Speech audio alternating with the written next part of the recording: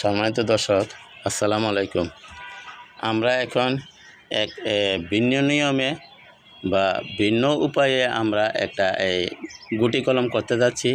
এই যে আমার এই যে ডালিম গাছ দেখেন, আলহামদুলিল্লাহ প্রচুর ডালিম ধরে রয়েছে। তো আমি এটার একটা ডাল আমি ভিন্ন উপায়ে একটা গুটি কলম করতেছি। আপনারা একটু দেখেন, কষ্ট হলেও ভিডিওটা দেখেন।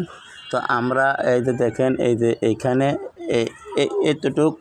এতটুক রাখলাম, এই যে এটা, যাতে আমি যে কাপটা দিয়ে করব কাপটা যাতে নিচে না যায়।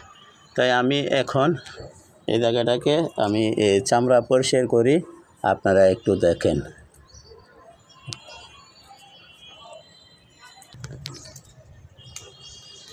আমরা এখানে চামড়াগুলা পরিষ্কার করলাম, আপনারা একটু দেখেন, কষ্ট হলে একটু ভিডিওটা দেখেন।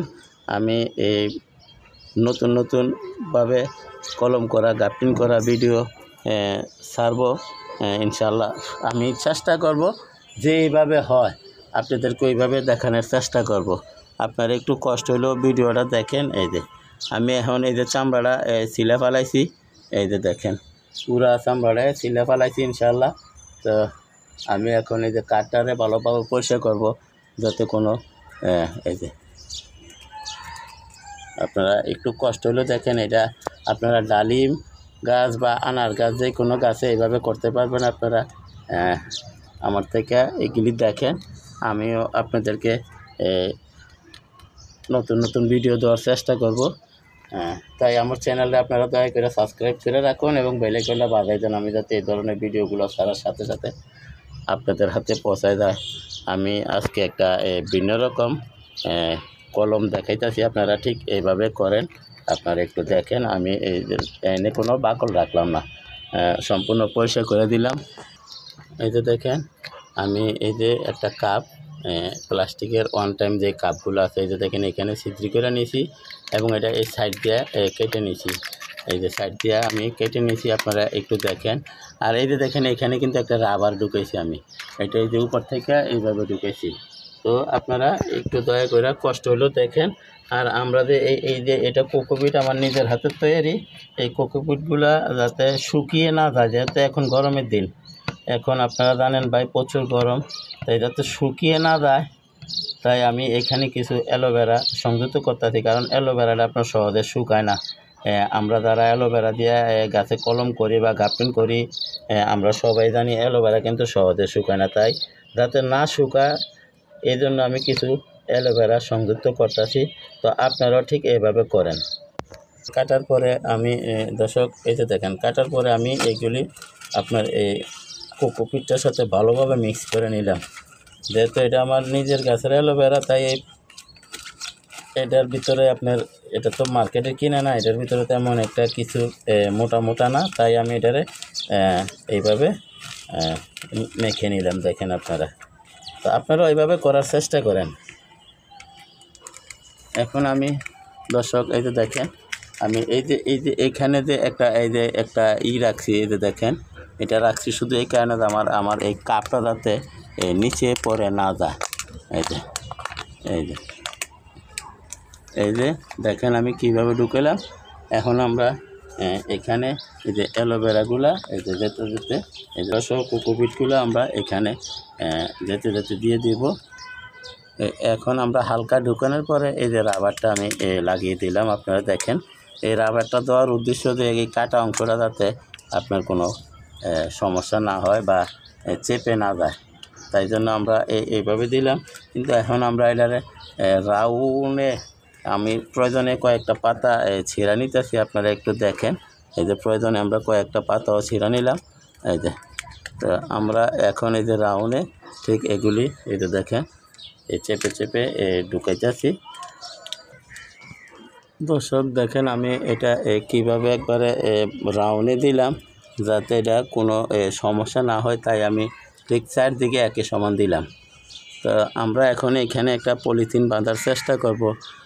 প্রয়োজনে আমি কয়েকটা পাতা ছিঁড়ে দিই আপনাদের দেখানোর উদ্দেশ্যে আমি কিভাবে দিলাম। দেখেন আপনারা, এখন এনে একটা পলিথিনের ব্যবস্থা করব। যেহেতু এখন বর্ষাকাল, বৃষ্টি আসলে এগুলি ধুয়ে যেতে পারে, তাই আমি একটা পলিথিনের ব্যবস্থা করতেছি। আপনারা দেখেন দর্শক, এখন যেহেতু বর্ষার সিজন এবং প্রচণ্ড তাপ পড়ে, মাঝে মাঝে বৃষ্টি আসে, তাই আমি এটাকে একটা পলিথিন দিয়ে ঢেকে দিলাম, যাতে আমার এই যে বৃষ্টি আসলে যাতে আমার এই কোকোপিটগুলা ধুয়ে না যায়। তো আমি আপনাদেরকে এরকম নিত্য নতুন ভিডিও বা বিভিন্ন গাছগাছড়া নিয়ে এরকম নতুন নতুন আপডেট দেওয়ার চেষ্টা করবো ইনশাআল্লাহ। আপনারা আমার সাথে থাকবেন। আসলে আপনাদের দয়া, আপনাদের ভালোবাসায় আলহামদুলিল্লাহ আমি এতটুকু আসতে পারছি। আমার ইউটিউব আমার মনিটাইজেশন দিছে। ইউটিউব আমার এই ক্ষুদ্র বাগান যে ফলো করছে, তাতে আমি আলহামদুলিল্লাহ এবং ইউটিউবকে ধন্যবাদ জানাই। তো আপনাদের ভালোবাসা আছে বিদায় আপনারা আমার ভিডিও সবসময় দেখেন বিদায় আমি কষ্ট করে ভিডিওগুলো বানাই। আপনাদের কারণে আজকে আমি এতটুকু পর্যন্ত আসতে পারছি। তো ইনশাল্লাহ আপনারা আমার এই ভিডিওগুলা সাবস্ক্রাইব করে আমার পাশে থাকুন এবং লাইক দিয়ে প্রয়োজনে যদি ভালো লাগে শেয়ার করে আপনারা আমার পাশে থাকুন। আমি এরকম নতুন নতুন ভিডিও দেওয়ার আপনাদেরকে চেষ্টা করব।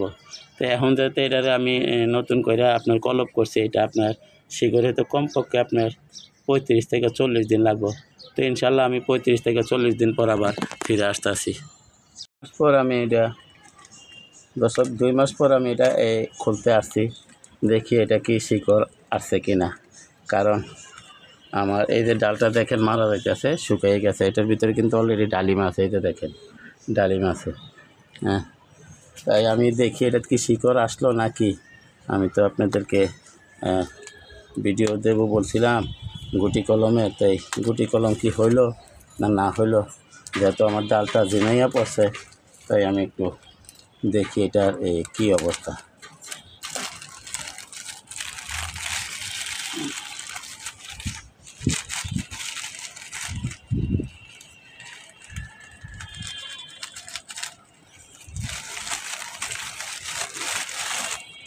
দর্শক মোটামুটি অনেক ডালপালা শিকড় হয়েছে আলহামদুলিল্লাহ।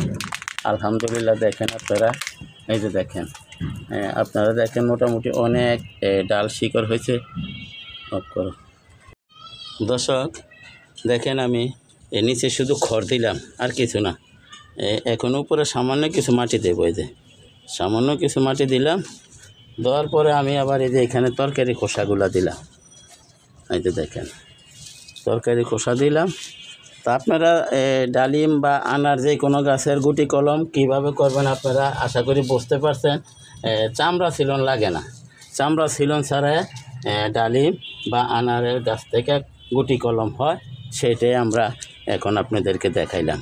তো এখন দেখেন এই যে নিচে খড় দিলাম, তারপরে মাটি দিলাম, তারপরে তরকারি খোসা দিলাম, তারপরে যে উপরে আবার মাটি দিতেছি। আমার এই চারাটা রোপণের জন্য আমি গাছটা মাটিগুলা তৈরি করে নিলাম। দেখেন আপনারা, এই যে আমি এটা কাটে নিলাম, একটু গোড়ায় কাটি। এই যে আসেন আমরা একটু দেখি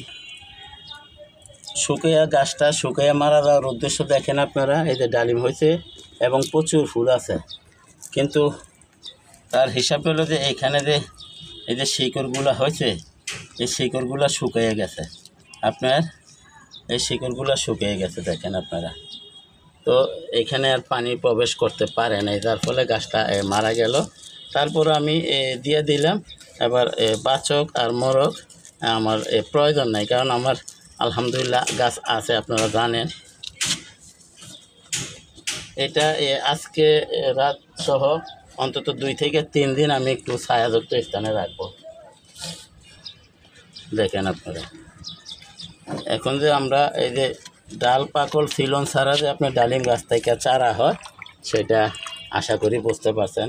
তো দয়া করে আমার চ্যানেলটা সাবস্ক্রাইব করেন এবং বেল আইকনটা বাজাই দেন, আমি যাতে এই ধরনের ভিডিওগুলো ছাড়ার সাথে সাথে আপনাদের হাতে পৌঁছায় দেয়, আপনারাও দেখতে পারেন, শিখতে পারেন, জানতে পারেন। তো সবাই বুঝতে পারছেন আপনারা। এখন আর চামড়া সিলনের প্রয়োজন পড়বে না। আমরা শুধু এতটুকু জায়গা নিয়ে আমরা কোকোপিট দেই আর মাটি দিয়ে যেভাবে দিয়ে পলিথিন দিয়ে বাঁধিয়ে দিলে আপনারা ঠিক 2 মাস পরে গাছটা ডালটা কাটে নেবেন, চারা হয়ে গেছে। তো সবাইকে ধন্যবাদ জানিয়ে আজকের মতো এখানে রাখি। আসসালামু আলাইকুম ওয়া রাহমাতুল্লাহি ওয়া বারাকাতুহু।